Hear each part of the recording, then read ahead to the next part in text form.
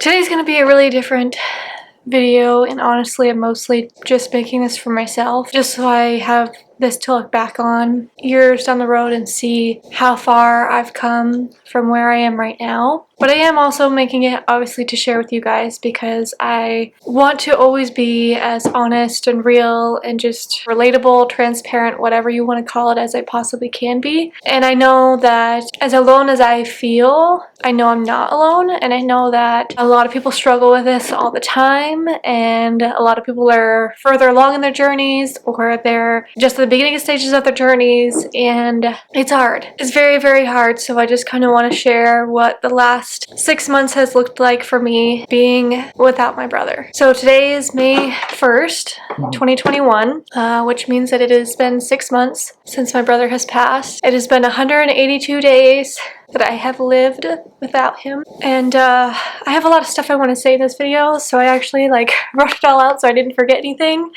and hopefully I would stay on track. But there's 7 pages.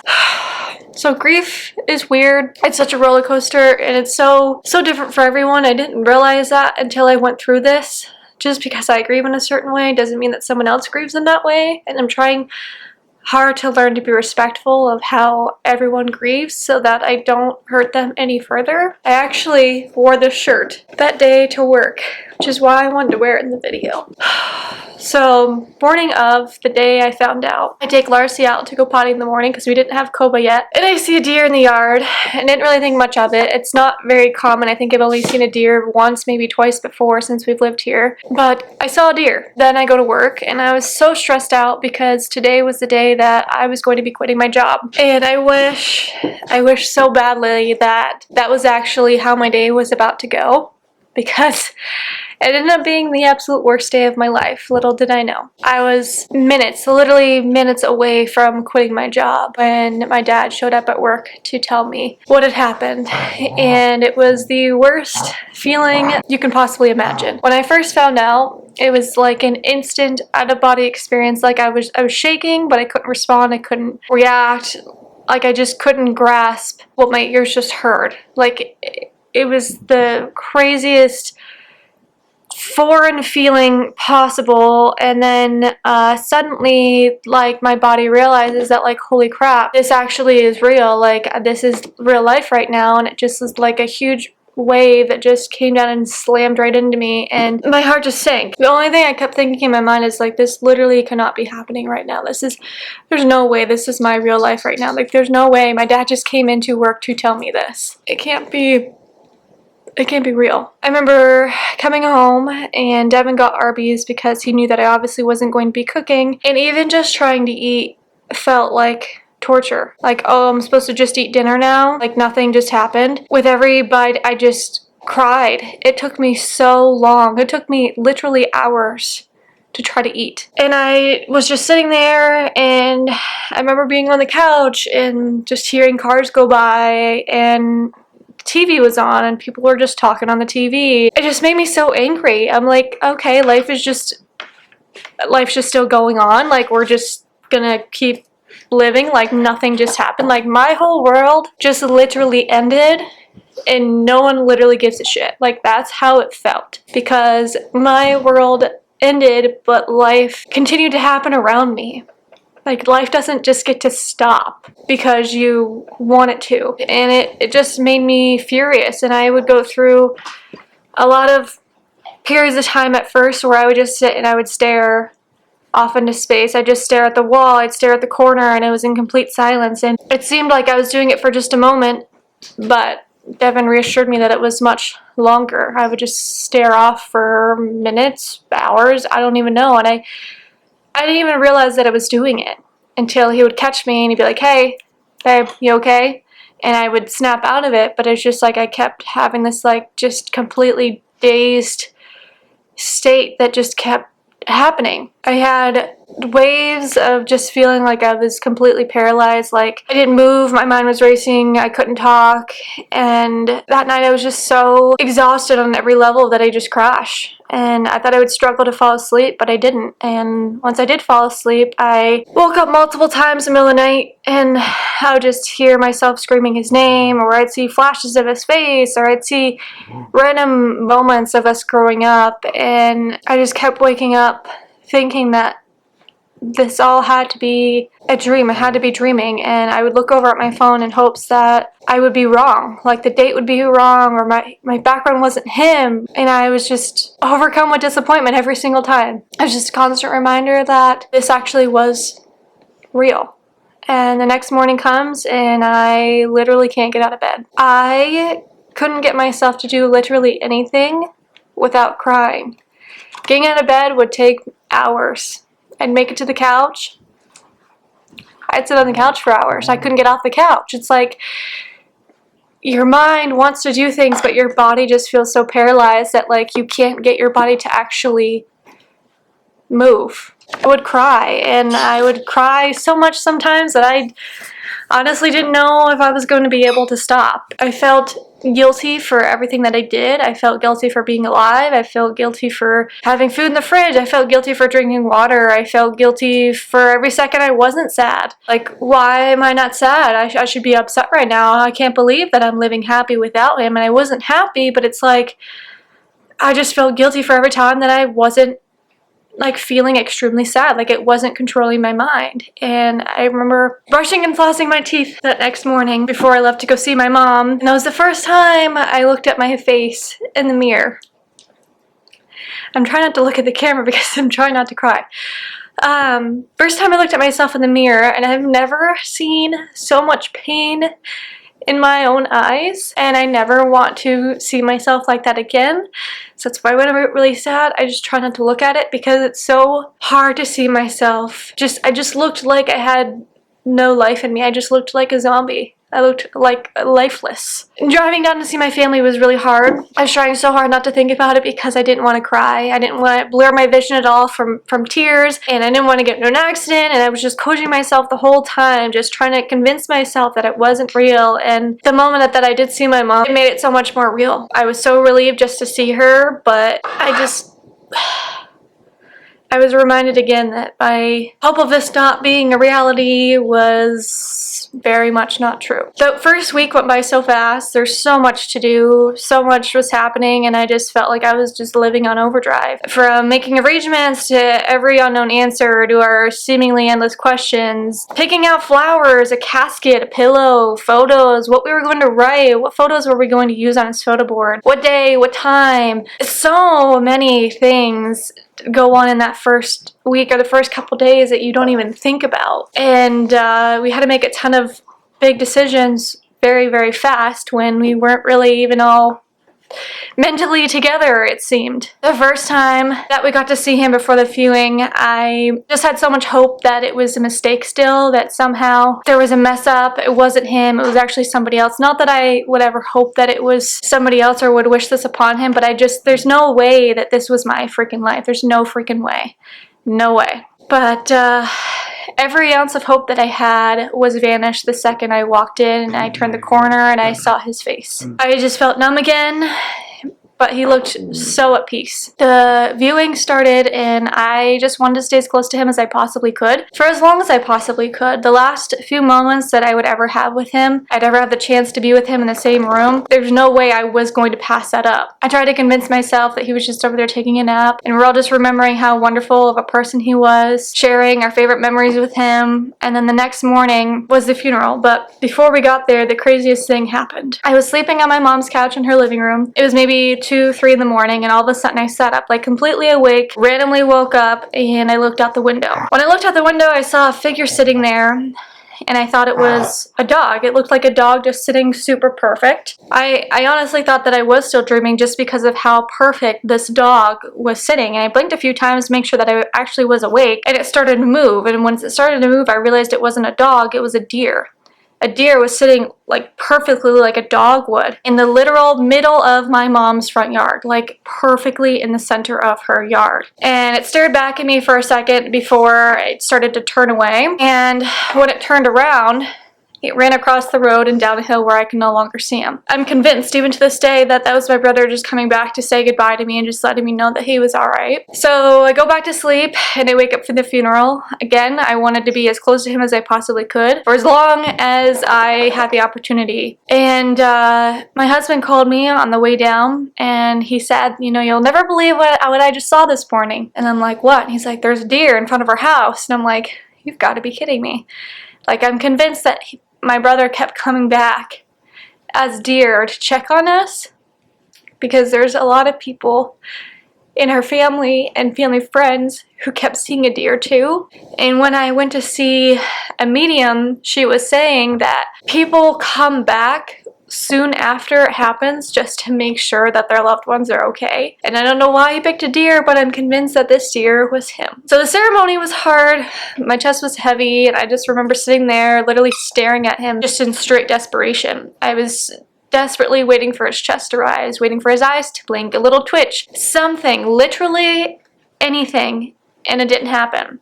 We followed the hearse and I closed my eyes. I was riding with my husband and my best friend was in the back, and I remember squeezing my thumbs and just begging God to just let me wake up. My chest was so tight, it was so heavy, and I was crying, but I also kept making this sound that I can't describe. We get up there, continue the ceremony, and I just stare. Once again, I just stare at his casket. Literally until the very last second that I could no longer see it, I was staring, just praying, literally begging God that somehow, some way, he was going to lift the lid. Lift the lid, just lift the lid, Jake, please just lift the lid. Like, I kept saying that in my head over and over and over again. But he never did. I just wanted to go over and rip it open and take him out of it. I played our song that we listened to, that I told him always reminded me of him, and that was it. We left. We just left him there, and he's been there ever since. My mind did not work the first few months. The first few weeks, my brain was basically useless. I can't even tell you how many times I would try to be telling someone something, and mid-sentence, it was like squirrel, no idea what I was even talking about. Driving was hard. Even just going places that I've been to 100 times, I just couldn't remember how to get there. A week after it happened, I asked one of my favorite people, one of my good friends, to go on a walk with me because I just had to get out of the house. Where we were going was 2 miles from my house, and I kept making the wrong turn to get there. And I was just so frustrated because my brain literally would not work. Like, I knew how to get there, but it's like when I got in the car, it's like my mind, like it just didn't add up. I couldn't figure out how to actually do it. I've gone through so many phases, so many emotions. I've had moments where I feel like I'm okay, it's okay to not be okay, and I've had so many more moments where I just feel like I'm paralyzed again, like I'm having a million things to do, but my body literally is just like, no. I can't get myself to do things sometimes, no matter how much I want to. There's days where it still takes hours just to get out of bed, get off the couch, literally even get out of the bathtub. Like, I'm telling my body to move, but I literally cannot. Anger is another thing. Everything that would normally just annoy me makes me incredibly angry now. I'm not angry at him in any way. I'm not even angry that he's gone. I'm sad, I'm heartbroken, but I'm not angry because I know he's in a better place. And I know he feels so free and alive. And just thinking about what he's seeing and experiencing in heaven, my mind just can't even fathom how beautiful that must be. I'm sad for me, but I'm happy for him. Emptiness. I've never known the feeling of being empty could even be an emotion. Ever since the moment I heard that he was gone, my body has felt empty. Like when you're really hungry, but you don't feel hunger pains. I don't know how else to describe it, but that's how I feel. And the only time that the emptiness feeling would ever go away is when I'm near him. Every time I go visit him, I just feel at peace and I feel whole for a moment. Just for that time being, at least. I don't feel empty anymore. I feel drained, emotionally and mentally exhausted, and with time that's slowly getting better. I'm able to convince myself that it's not real, and that's how I'm able to handle talking about it. Anytime I can talk about it and not cry, it's because I don't believe what I'm saying. Because I'm so convinced in my brain that what I'm saying isn't true, that I'm not actually believing it. And I feel like that's honestly how I've been able to stay sane for the most of it. I still like to talk about him as if he's in the present, and it makes me upset when people talk about him in the past, like as in the past tense. I'm getting better at that. It's not bothering me as much, but when it first happened, when people say, oh, your brother was, I'm like, no, my brother is. Like, he's still my brother. Like, he will always be my brother, no matter if he lives here or if he lives in heaven. Like, he will always be my brother. My other brothers and I got to be in charge of the headstone, something that we had to fight our parents on. It was important to us because we wanted to be a part of it, and we wanted to do something nice for him, and you know, that's something that is there forever. And I just remember pulling into the headstone place and thinking, I cannot believe I'm about to do this. I go in and I'm saying I'm here to pick out a headstone for my brother.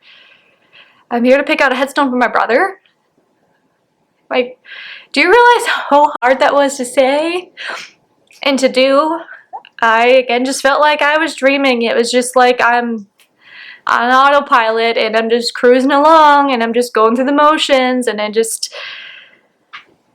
again, there's no way this is happening. There's no way this is in real life. And we just wanted it to be perfect. It's going to be there forever. We don't get to do it again. And about a month ago, his stone finally came in, so I got to go down and approve it. And that was really final. It made it much more real. Seeing my brother's name on that rock just brought a whole new wave of emotions. It made me really feel like, for the first time, that I really was never going to see him again. The holidays have been really hard. We've celebrated his birthday, Thanksgiving, Christmas, New Year's, Valentine's Day, and Easter all without him. I love being with my family, and at the beginning, nothing made me feel better than being with them. But it's also so hard. It's just a constant reminder that we will never be complete again. We will never all be in the same room together, literally ever again. We will never take another complete family photo. We will never have another family photo with our whole family in it. I can hug my other two brothers, which I am so grateful for, and I'm so grateful in a whole new way, but I will never be able to hug all of them. I could see every loved one who was my whole world for my whole life except him. I will never see his face again. I think one of the hardest things about losing someone we love so deeply is still having to live. Having to live with a broken heart is so painful. You still have to eat, you still have to go to work, you still have to buy groceries, you still have to be present and focused on what you're doing. You still have to be able to concentrate when you drive. You still have to put a smile on your face and pretend you're okay. Every literal day of your life, even when more days than not, you actually just feel dead inside. You have to learn how to live when you feel half alive. Because life doesn't just stop just because your world ended. You don't get to just do nothing but grieve. You don't get to just sit there and do nothing but be with your thoughts and be with your memories. You don't get to just quit your job but somehow your bills still get paid. You don't get a break. You just learn how to put your mask on every day and keep living even when you feel like you can't go on. In high school, we had to write about the most influential person in our lives, and without even a second thought, before I could even blink, I knew my person was Jake. I don't think to this day that anyone has taught me more about life than he has. He's the most thoughtful, selfless, giving, and fun person you could ever be around. He would do anything for anyone, no questions asked. He loved people and would talk to literally anyone, which is such a charming trait, but also really annoying when you're trying to get out of Walmart, but he knows everyone there by the time you try to leave. And he just lived. I don't know anyone that lived more than him. He just wanted to experience everything. You don't even need to have a plan. Just go with the flow and figure it out later. I'd try to leave the store and he'd have to stop at the claw machine to see if he could get something. Not that he wanted anything inside, but why not? We had to stop at the Red Box. Maybe there's a good movie that we could watch. Oh, and there's some vending machines. I wonder if there's anything good in there. I've always been the person to live in the future and struggle to be in the present, or constantly always feeling like everything had to be perfect, and also so scared to take chances because what if I made a mistake? Jake didn't do that. He just wanted to live and experience life. He was only worried about today. I always envied that about him. His laugh, anyone who knows him, I guarantee you, they can hear his laugh in their head from any memory at any given time.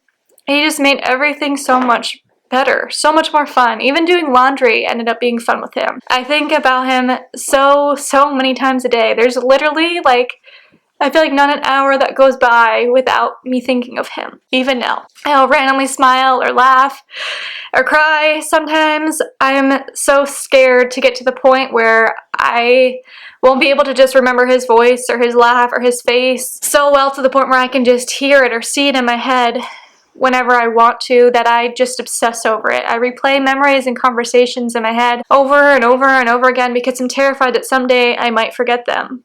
I talk to him often and I can randomly hear him pop into my head. I replay them thinking of everything that I could have done or said that maybe would change the situation. Maybe if I would have turned left instead of right that one day, it would be different. Maybe if I would have said one thing different. It's a vicious cycle that constantly repeats itself. All the what ifs and unknown answers to your never-ending questions drive you crazy. I feel grateful for every moment, every memory that I do have. I feel so grateful that I've lived so long in my life never knowing this was even a feeling that you could even feel. I never knew this experience was something that a human could possibly live through. I've lost so many loved ones in my life, but honestly, going through this, it makes everything else feel like peanuts. Not because I didn't love the other loved ones in my life who have passed, but none of them were my sibling. The bond that you share with your sibling is something that you just can't explain. They're your blood, you have a connection with them that is so strong and so deep. You're connected to them in a whole different way. I've never lost anyone that I love as much as him. Not even close. I've never missed someone as much as I miss him. These last 6 months have been so hard. New Year's was really hard for me because I had to end the last year I would ever share with him alive. My self-care went to complete shit once he passed. I have not cared about myself like literally at all since this happened. I've been treating myself like absolute garbage. I've been feeding myself like absolute garbage. Since he has passed, I have gained 25 pounds in 6 months. And I'm the biggest I've ever been in my entire life. I'm uncomfortable. I'm embarrassed. I don't like it, but I'm just sad. I don't know how to deal with it sometimes. I know I need to take care of myself, but at first I just didn't care to, and to be completely honest, I didn't feel like I deserved to. I don't feel like I deserve to be happy. I deserve to feel like shit. I deserve to be sad. I deserve to feel broken, and I deserve to feel this heavy, heavy guilt that I've been carrying with me. I've known that I'm clearly not okay for months, but I just didn't want to admit it. I have moments where I can act normal and laugh and truly be happy, but I promise that every time I do, it's followed by feeling guilty about it. I know I shouldn't feel that way, but just because I consciously know that doesn't invalidate the fact that I 100% do. Every night when I go to bed, I hug the most recent photo board I have of him, and I tell him how much I love him, and that I love him forever. Getting Koba J in his memory has been so helpful, but I'd be lying if I didn't hug her every day and pray that I was hugging him instead. I have so many moments still where I feel okay, and then the next I feel like I can't breathe. I'll be fine for hours, then I'll randomly start crying. I'm a loner at heart. I love being alone, but my desire to self-isolate has just become so heightened. Most times I just want to be left alone, even when I know that's probably the worst thing for me. I don't want to talk to people. I don't want to read my emails. I don't want to respond to messages. At times it just feels like pulling teeth, because that means that I again have to pretend that I'm fine and normal. So I'm sorry if I've been extremely avoiding people, but it's just very difficult for me to talk to people sometimes, and especially when everything first happened, it probably took me the first 2 months to even get through all the messages that I had, because I could only handle reading so many of them at once. Hiding pain has become just a part of my daily life. I've learned so much from this experience, and it's made me that much more grateful for every moment that I do have. I make a conscious effort to try to live just a little more each day. I'm that much more grateful every time I see a loved one. And I am so strong. You know the saying, God won't give you any more than you can handle? Well, I've spent so many days trying to tell him that he must have got me mixed up with someone else. Like, you got the wrong girl. I don't know who you think I am, but I can't handle this. But you are so much stronger than you think you are. No matter how completely empty and broken you feel, like, you are so strong. You're strong because most days it's the only option you have. And you are so strong because every hard thing in your life that you thought you would never be able to live through, guess what? Feel your heart. It's still beating.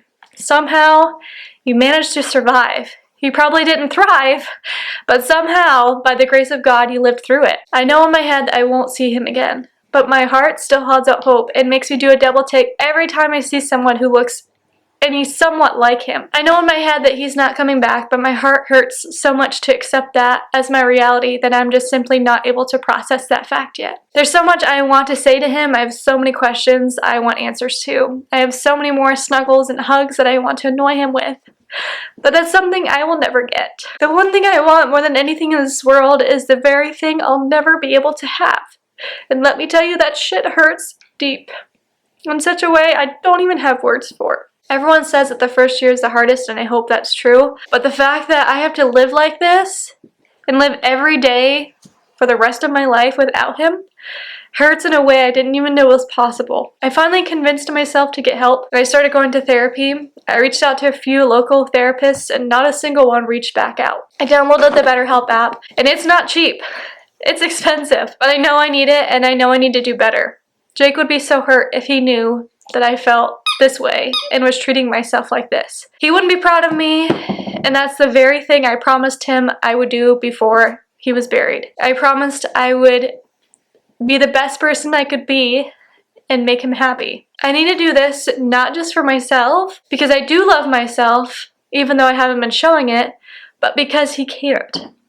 I need to continue living my life for him, and somehow the thought of that just gives me motivation. I gave myself the first 6 months to figure out how to live and get through this grief and treat myself like trash, but I'm going to do the best I can to spend the next 6 months trying out how to live, but also being able to treat myself like I actually do love myself. I'm actually going to see him, and I wrote him a letter similar to what I just read, just updating him on how life has been, and a letter of just a lot of things that I wanted to say to him.